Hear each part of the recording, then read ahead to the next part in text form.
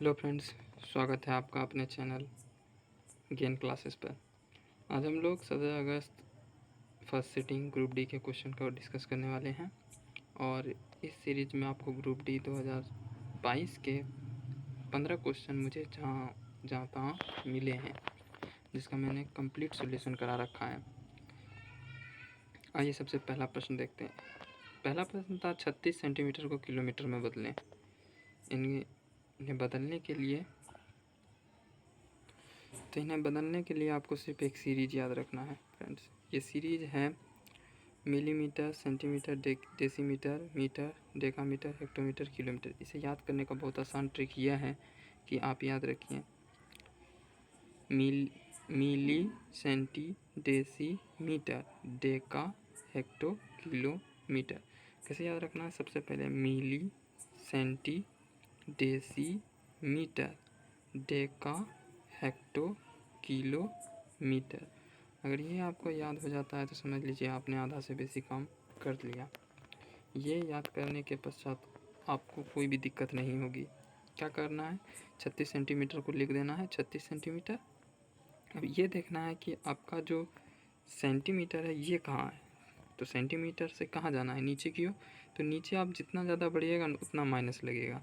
तो देखिए सेंटीमीटर से हमको कहाँ जाना है? किलोमीटर पर। तो कितना नीचे बढ़े आप? 1, 2, 3, 4, 5। 5 नीचे बढ़े तो कुछ नहीं करना है, 10⁻⁻5 किलोमीटर में आंसर आ गया। तो बस आपको ये चीज़ आपको नोट करने की ज़रूरत है, ठीक है। ओके फ्रेंड्स, तो आप समझ चुके हैं ये कैसे करना है। अगर कोई डाउट होगा तो मेरे चैनल पर आप कमेंट करें, आपको इसका आंसर मिलेगा। अब आ जाते हैं हम लोग सेकंड क्वेश्चन पर। सेकंड क्वेश्चन कहता है, ये क्वेश्चन आप घर में बना के देखिएगा क्या आपसे बनता है। ये ग्रुप डी 17 अगस्त फर्स्ट सिटिंग के क्वेश्चन हैं। तो पहला, अब दूसरा प्रश्न है, ए किसी कार्य को 12 दिन में, बी उसी कार्य को 9 दिन में करता है। वो एकांतर क्रम में कार्य को करते हैं तो कार्य कितने समय में समाप्त होगा? तो सबसे पहले ये देखिए, ये प्रश्न है। अब आपको समझना है कि ये एकांतर क्रम में करने पर कितने समय में ख़त्म होगा। तो आप पॉज कर लीजिएगा क्वेश्चन को और बनाने का प्रयास कीजिएगा। मैं इसका सॉल्यूशन देता हूँ। तो सबसे पहले ए का 1 दिन का कार्य 1/12 हो जाएगा, बी का 1 दिन का कार्य 1/9 हो जाएगा, ठीक है। अब देखना है 12, 9 का एलसीएम ले लेना है तो 36 आता है। 36 को इनको 1/12 को 12 को 36 में बदलने के लिए क्या करना पड़ेगा? 3 से गुना करना पड़ेगा। तो वही किया है। 9 को 36 से गुना करने के लिए 4 से गुना करना पड़ेगा। 4 अगर नीचे है तो 4 ऊपर भी होगा, 3 अगर नीचे है तो 3 ऊपर भी होगा, ठीक है। तो आप समझ चुके हैं कैसे करके करना है। तो वही जो जब 1/12 को 1/36 में जब कन्वर्ट करना होगा कैलकुलेशन आसानी करने के लिए, तो 3/36 वह आ जाएगा। और इधर 1/9 को करना होगा तो 4/36 हो जाएगा। अब चूँकि ये जो काम हो रहा है वो एकांतर क्रम में हो रहा है। एकांतर क्रम में कहने का अर्थ यह है कि कुछ इस प्रकार से काम होगा। पहले ए करता होगा, फिर बी करता होगा, फिर ए करता होगा, फिर बी करता होगा। इसी प्रकार से आगे चल रही होंगी काम, ठीक है। अब देख लेते हैं हम ए तथा बी।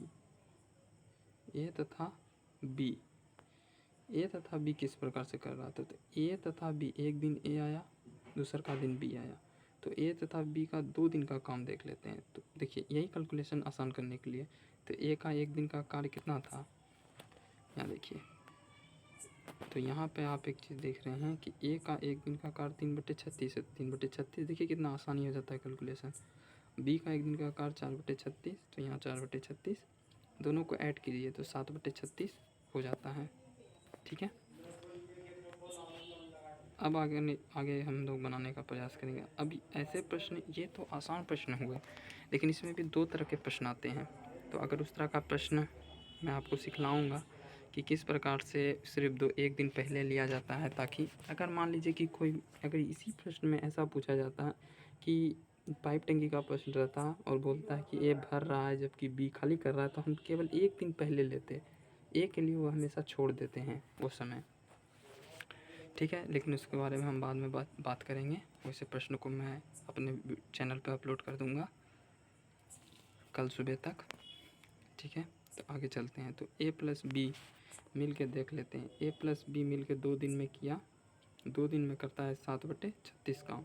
हम क्या करते हैं ना, तो देख लेते हैं कि 5 दिन में कितना किया। तो इधर भी 5 से गुना कर देते हैं और यहाँ भी 5 से गुना कर देते हैं, ताकि 5 दिन दोनों साइड मेकअप कर जाएगा। देखिए 35/36 काम हो जाता है, 5 दूनी 10। कहाँ है मम्मी? तो 35/36 काम, तो शेष बच गया 1/36 काम, क्योंकि 35/36 हो गया, 1/36 बच गया। तब ना दोनों को ऐड कीजिएगा तो 36/36 आएगा। प्लस कर देते हैं तो 36/36 मतलब कि 1 काम हो जाएगा। ठीक है, आगे चलते हैं तब समझते हैं। अब 1/36 जब काम बचेगा, अब चूँकि B आ रहा था तो अब आपको समझना होगा कि B जब आ रहा था, लास्ट तो काम B करके चला गया, अब फिर से कौन आएगा? अब फिर से A आएगा। तो A देखिए, A एक दिन में कितना करता है? 3/36। हमको करवाना कितना है? 1/36। तो अगर हमको 1/36 काम कराना तो करना क्या पड़ेगा? ये जो ऊपर में जो 3 है, इसे कट करना पड़ेगा इस 3 को। इसके लिए क्या करते हैं ना, हम 1/3 से भाग दे देते हैं, इसमें 1/3 कर देते हैं, जिससे थर्ड कैंसिल। तो इधर किए तो क्या 1/3 आप डे में नहीं कीजिएगा, तो वही निकल के आ जाता है यहाँ पर कितना, 1/3 डे में वही आ जाता है। 1/3 डे में भाग देती हैं हम लोग 1/36। तब टोटल कितना दिन में काम हुआ? 10 दिन तक दोनों मिल के 10 दिन तक किया। A तथा B 10 दिन में जो किया है, 35/36 तथा 1/36 1/3 दिन में, तो दोनों को जोड़ दिए, वही आंसर आ गया। ठीक है, अगला प्रश्न है A + B + C = 11 है। तो AB + BC + C = 42। तो A² + B² + C² क्या होगा? चूँकि हम लोग जानते हैं A² + B + C का होल स्क्वायर क्या होता है, ये फॉर्मूला हम लोग जानते हैं। A² B² क्या होता है ना, A² B² का वैल्यू होता है A² + B² + C² + 2AB + 2B + BC + CA whole पर रहता है। तो अब देखिए A + B + C का वैल्यू 11, तो 11 का square 121। Again A² B² C² + 2 AB BC का वैल्यू दिया गया है 42, तो यहाँ 42 लिख देते हैं। A² B² C², ये 42 दूनी 84 और 121, तो 121 - 84 कर देंगे इधर, और A² + B² 37। तो ये प्रश्न भी आपका बन चुका है। आइए हम नेक्स्ट क्वेश्चन पे चलते हैं। 4, एक घन का आयतन दिया गया है 24 सेंटीमीटर, घन का परिमाप दिया गया 24 सेंटीमीटर, उसका आयतन चाहिए। तो क्या करते हैं ना, घन का आयतन क्या होता है? 6 गुना भुजा, 6 गुना भुजा बराबर 24 दी गई है, तो भुजा बराबर 4। तो घन का आयतन क्या होता है? भुजा क्यू 4 का क्यू 64। ठीक, आगे के प्रश्नों पे चलते हैं। 20 महिलाएं किसी कार्य को 15 दिन में समाप्त कर सकती हैं और 16 पुरुष उसी कार्य को 15 दिन में कर सकते हैं, तो एक महिला एक पुरुष इस कार्य को कितने समय में करेंगे? तो देखिए इसका शॉर्ट ट्रिक में मैंने बनाया है इसे। तो 20 फीमेल एक कार्य को W कार्य को बता रहा है और T समय को बता रहा है। ठीक है, आगे चलिए तो देख लेते हैं। 20 फीमेल एक कार्य को 15 दिन में कर रहा है, तो 16 मैन एक दिन में 15 कार्य करते हैं, तो आपस में बराबर कर देते हैं। 20 फीमेल गुना 15, 20 फीमेल गुना 15। तो देखिए यहाँ करना क्या रहता है, सबसे पहली बात है कि 20 फीमेल गुना 15 और 16 मेल गुना 15, इन दोनों को आपस में बराबर कर लेते हैं, तो मेल फीमेल का नोटेशन मिल जाता है हमको। मेल फीमेल में रिलेशन आता है हमें 5 फीमेल 4 मेल के बराबर है, यहाँ पे कर देते हैं। अब चूँकि बोलता है कि मेल तथा फीमेल, अब देखिए क्या बोल रहा है, अब एक मेल, अब समझते हैं यहाँ पे कहता है कि एक मेल तथा एक फीमेल एक दिन में कितना करेगा, मतलब कि एक कार्य करने को कितना समय मिलेगा। तो वाट को हम लोग टी मान लेते हैं,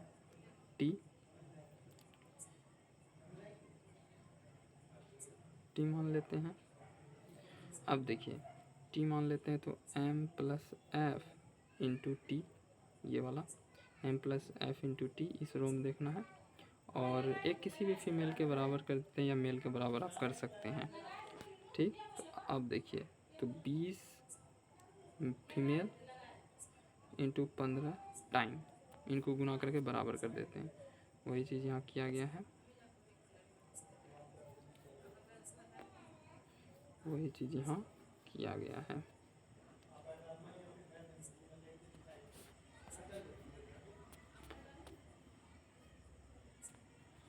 वही चीज़ यहाँ किया गया है।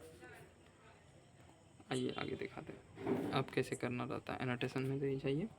अब देखिए 5f प्लस 5f जो मेल का वैल्यू हम बराबर कर लेते हैं, क्या करते हैं मेल का वैल्यू हम बराबर कर देते हैं। अब मेल का वैल्यू क्या आ जाएगा, यहाँ पर 5f बराबर 4 मेल है ना। तो आप मेल बराबर क्या लिख सकते हैं 5f/4, तो वही ना लिख दिए मेल बराबर 5f/4 plus F into T. यहाँ से हम लोग करते हैं तो 4 एलसीएम लेते हैं, 4 एलसीएम लेने पर 5f और यहाँ पे 4f हो जाएगा, 9f/4 इंटू टी। अब कट कुट करने पर टी बराबर आ जाता है 133/1/3, इसी को 133.33 लिखा जाता है।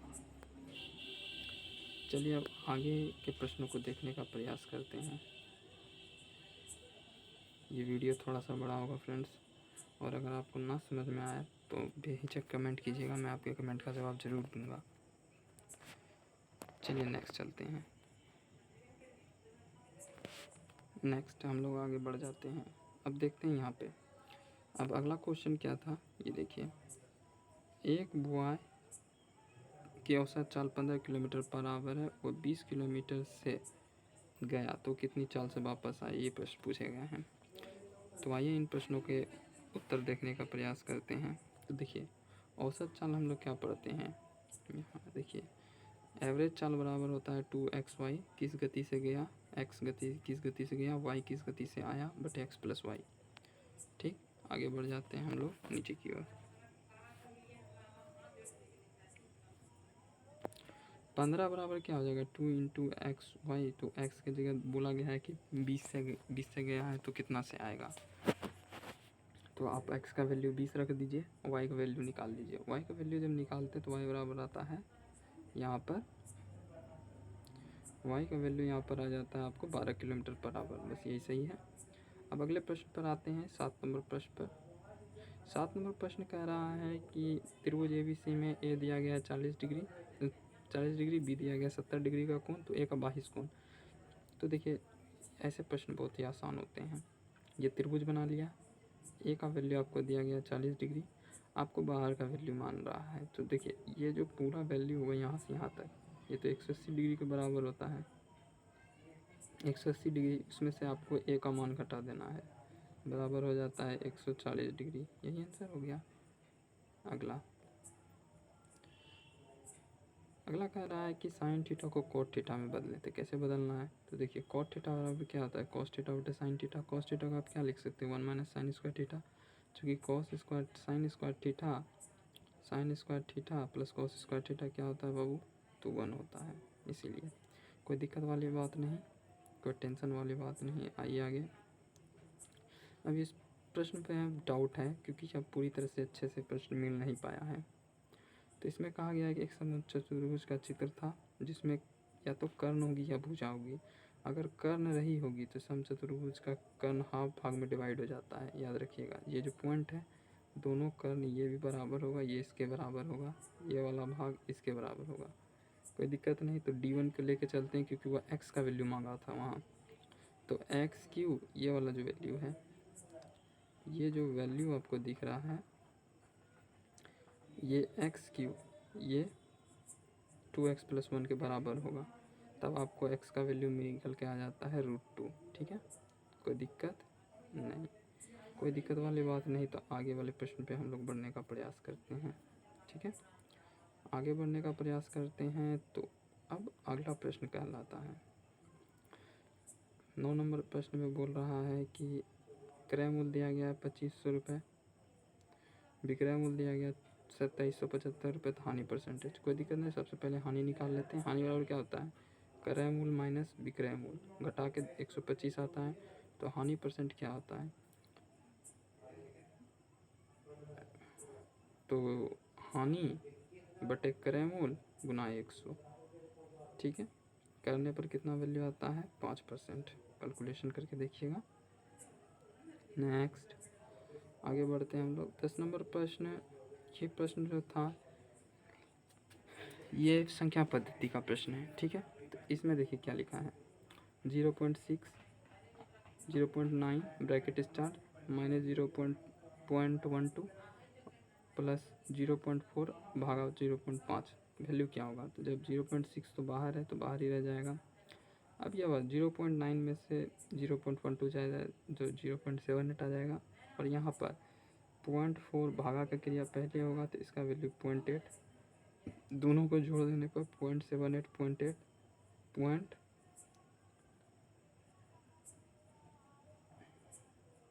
0.168 158 होता है, सॉरी 158 आप जोड़िएगा। कैलकुलेशन में थोड़ी सी गलती हो गई है, इसका कैलकुलेशन आप सही कीजिएगा।